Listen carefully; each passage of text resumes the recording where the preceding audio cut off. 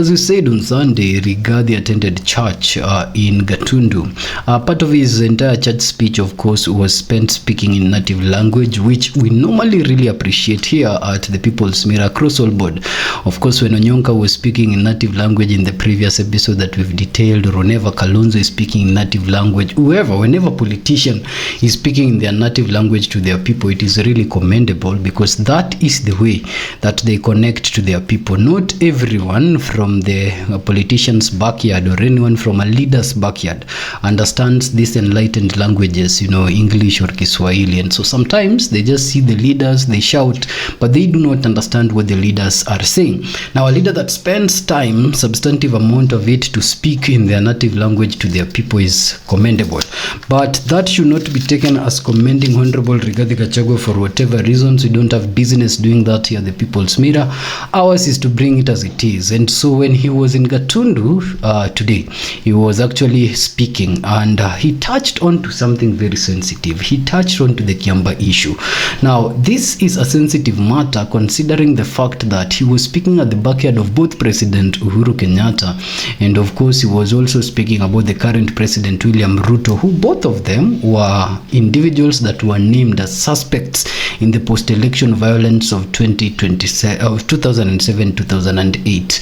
Now, he also spoke of Wamatangi's business, and the reason why he spoke about Wamatangi's business, you understand, is because the demolition that happened about 2 weeks ago has been said to be political, even if people feel that Wamatangi was on the wrong for actually securing that particular lease. Now, in whatever faction of this particular conflict that you are on, please let us know in the comment section. Of course, if this is also your first time interacting with our channel, just hit the subscribe button so that these political stories do not escape you once they happen. Now, let's go back to this speech and listen to what is Riadi saying concerning Wamatangi's business, but most importantly concerning Kiambaa, and why now and why in Gatundu, ladies and gentlemen.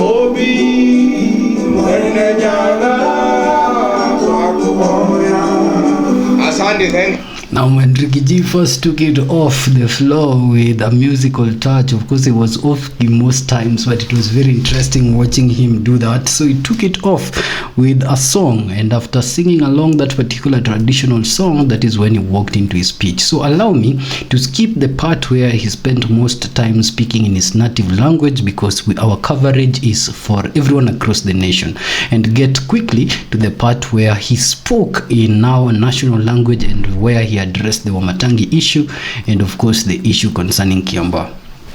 Ya mwisho mimi niseme, nataka kukashifu ile kitu ilifanyika pale kwa biashara ya gavana Kimani Wamatangi.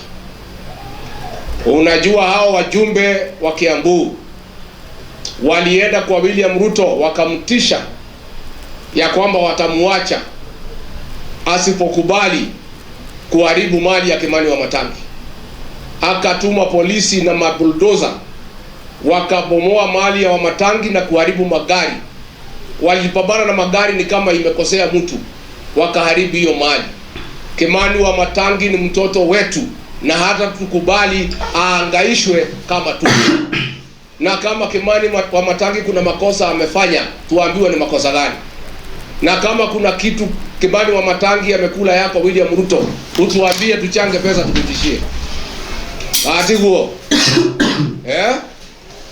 Na mimi nataka nipongeze ma MCA wa Kiambu. Wameitwa, wamepatiwa kila mtu 5,000. Atuwaimbichi wa Matangi wakasema hiyo ni ujinga, wakakataa. Mimi MCA ya Kiambu na watolea nyinyi kofia. Nyinyi hamjafikisha ujinga ile kiwango ya wabunge. Wale walipewa pesa watufukuze. Wabunge wa Kiambu wameonesha ya kwamba ni viongozi kamili, wanapenda Kiambu na wanapenda Mlima Kenya, na wamekataa kuchukua pesa kufurusha Kimani wa Matangi. Na mimi niseme sitakubali wa Matangi yaangaishwe. Sitakubali mtu yeyote kutoka mlima huu aangaishwe. Lazima tutasimama na heshima na haki ya kila Mkenya na kila mtu wa eneo hili. Katibu ado itu. Wogo ni ndake na muno ndina maundu maingi. Rucio ni ngathi kina gohu. Andu ni majitite kuugire waru cia kuria. Tukiaragia kidogo. Ona guku Gatundu no tugucoka, ona Juja ni tuguka, ona Riadi ni tuguka. Muliona William Ruto alikuwa ametuma watu pale Udhaya kuua mimi na wamama na watoto kanisani. Si muliona? Na mpaka wa leo hiyo watu hawajashikwa kwa sababu Ruto ndiye alikuwa ametumana. Hata ile mjumbe ya kwangu ambaye alikuwa amesimamia hiyo kazi, William Ruto alikuwa amemuita huko Kwale jana kumpongeza na kunywa chai na yeye na kuambia yeye vile alifanya kazi nzuri. Kwa hivyo tunajua ile uchunguzi ilikuwa nafanyika haitaendelea na hakuna pahali itaenda, kwa sababu mwenye kutumana watu wauawe ni huyu William Ruto. Na hii maneno ni ile tabia yake ya zamani. Tulikuwa tunafikiria amebadilika. Alituambia ameokoka. Unajua yeye aliua watoto na wamama pale Kiambaa 2008. Na inaonekana hiyo tabia ya kuua watu kanisani hajabadilika. Na kwa hivyo niseme hiyo maneno hatutakubali, na hiyo maneno tutaendelea kuikachifu. Mimi niko na viongozi wengi sana hapa, nataka tuwatambulishe ndio muwajue. Maybe a few of them can say one or two things. Now, before we went on to that particular listing the list of individuals that he came with, that's been a repeat of the word listing. He talked about other things. Now, let's start with the Wamatangi issue. Some times ago, that's around 2 weeks ago, the properties of Wamatangi were being demolished. And we recapped that story here at the People's Mirror. We can find it in one of our episodes here at the People's Mirror.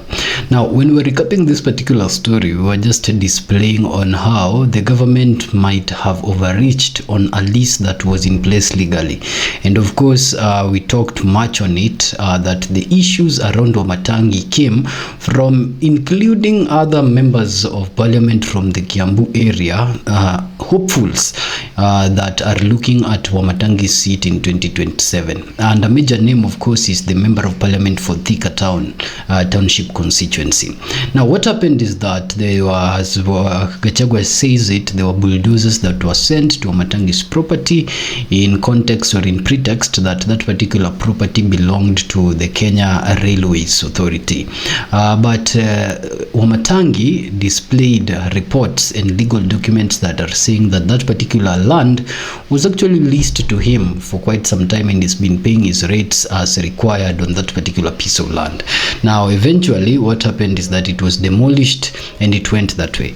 Now, political statements around it, as I'm concluding on it, I was just reminding maybe our viewers who did not interact with that particular episode. The political stories around it was that the Lady Jane, who is eyeing the seat of the gubernatorial seat of Kiambu County in 2027, considering the fact that Kiambu County has never had one governor going twice, made a demand to President William Ruto that either she stays or she goes.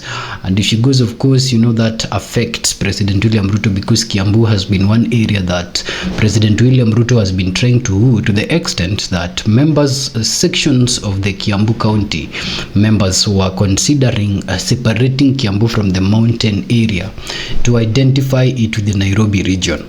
Now, one time I was given a story that even the building of Windsor actually was done on the confines that Honorable Michuki wanted that hotel actually be in Nairobi and not in Kiambaa area, and that's why the borders of Nairobi perhaps extended beyond where they were meant, and they are just ending somewhere around Windsor golf course, which is actually one of the biggest private golf course in the world. Now Gachagua talks of Wamumbi, saying that Wamumbi went to Kwale and was actually sharing tea with President William Ruto after the attack in Othaya. This could have some water in it, or could be holding water to some extent, because in the social media space, conversations have been that the State House has been a restricted area for Honorable Eric Wamumbi and his wife Betty Maina after the attack in Othaya, because apparently sources close to State House were revealing that they were told to lay low, because a public identification or a public presence with them would have triggered conversations that President William Ruto in any way could have had in a hand in the Othaya thing, which we do not know that the truth behind those particular allegations. But now Gachagua is coming up to say that in Kwale, apparently Wamumbi shared tea with President William Ruto, and he's seeing that as a celebration of whatever happened in Othaya.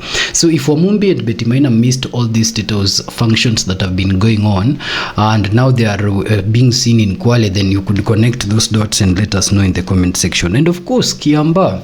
Now the story is one that we have also detailed here at the People's Mirror, of when children and women were actually closed for in a church. Now this is very horrific.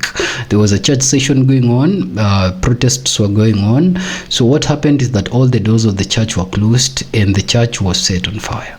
So children and women died. So it's a very horrific story, one of the most horrific stories of post-election violence. And repeatedly in this recent week of 2026, Riadi Gachagua has been mentioning it, mostly when he's making this particular tours within the Mountain Kenya area, to remind them that when that happened, there were individuals that were actually involved. And according to Riadi Gachagua, in different news bites, he faults President William Ruto for that particular ban, which is very, very horrific. Now, why now and why Kiambaa? Of course, you can connect the dots. Now is the prequel of the 2027 election race, and so anything that can discredit the other camp and bring credit to your camp is necessary. But don't also forget that any skeleton that can be unearthed from your past of the things you did can also resurface right now in this particular political scene, and it seems to be resurfacing for one camp from what the political arrangement is displaying. Now, away from that story to another related but very far story, a few over 7,000 miles away, is the fact that Kalonzo gave a speech now in the United States of America. So why is Kalonzo in the USA? Kalonzo is attending a national prayer breakfast in the United States of America. So the national prayer breakfast is actually a movement that happens across the world. In Kenya, they started it quite some times back. I think they are on their 5th or 6th national prayer breakfast rotation, where leaders meet and they pray. So it's a section of the Christian and all denomination really, but it's something that is very, very interesting. It's bringing leaders across the world together, and it's always a very nice event to attend. Now, Kalonzo is attending the one in the United States of America, and he didn't give a speech at the national prayer breakfast, but he gave this particular speech as part of his American tour. That is the speech that he has now made abroad. Now this is coming at a time that people are saying that Kalonzo is consolidating global support. Just the other time, Kalonzo was seen by of course the 4th president of Kenya visiting the Nigerian president, where they were giving awards to young African leaders. Today is abroad, or this week is abroad in this particular national prayer breakfast thing.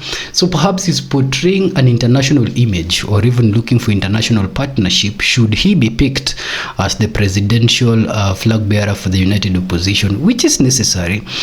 This is a quote that a friend of mine, Sini Tambasi, used to say, that in Africa, we have gotten to a point where a black man has to be, recognized by the global north, so that the black man can come back and be revered locally.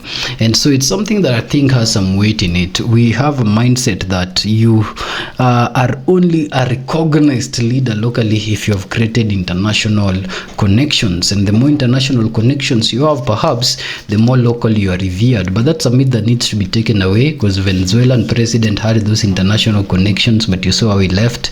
And you've seen the Burkina Faso's president who has defied those international connections into seeing how he's leading his country.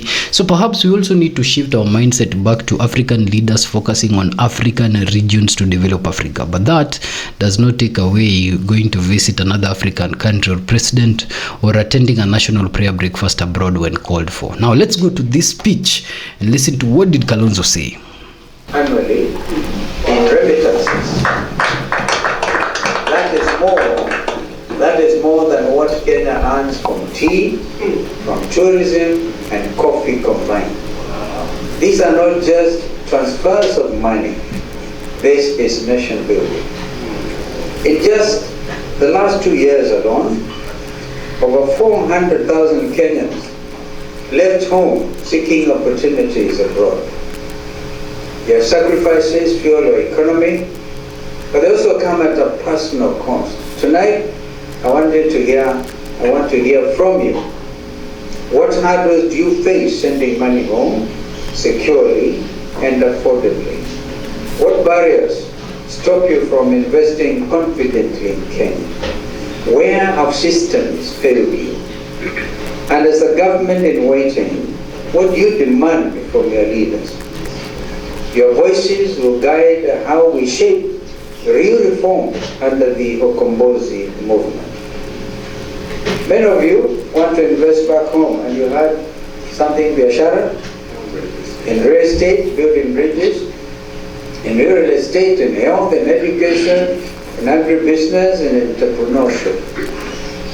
But often you face complicated processes, unreliable information, corruption and broken trust, fear of scams or land disputes. You buy one land, a piece of land, and you go home and find it subject to dispute.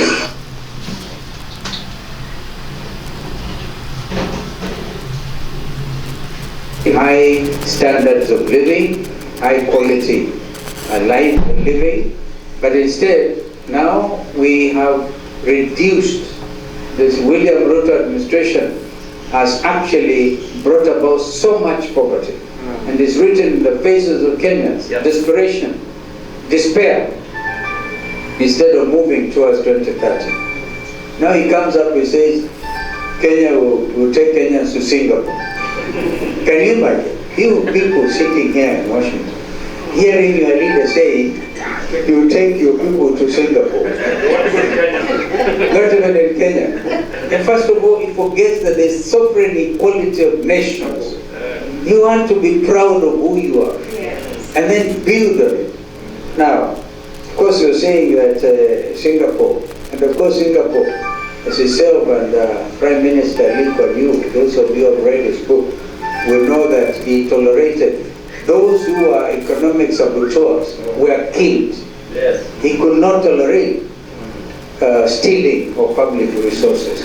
Others were actually committing suicide. When he didn't kill, most of them committed suicide because they were exposed.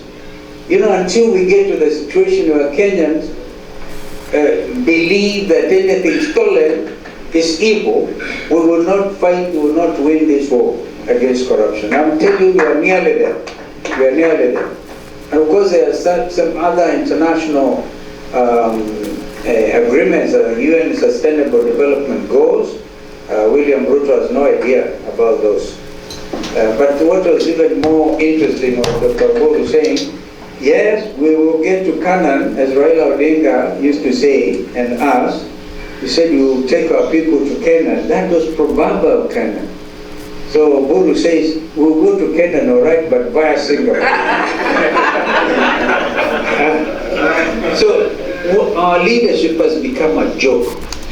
Actually, that statement by Oburu that we'll go to Canaan via Singapore sounded like a joke, and that you can see when Kalonzo is speaking to Kenyans abroad how the pride of a Kenyan person still remains, that comparing us to Singapore is really humiliating the pride that a person has over their nation. And whereas Raila kept talking about Canaan, that was proverbial. It didn't actually mean that we are going to Canaan, which is a country, but now Ruto is actually comparing our state to Singapore, which is an actual state, and is not proverbial when he's saying that he wants to lead us their way. The only context or what Kalonzo says is that when we are going to Singapore, just remember, if you are corrupt, you are going to be hanged. It's been a pleasure recapping that for you, ladies and gentlemen. Until our next episode.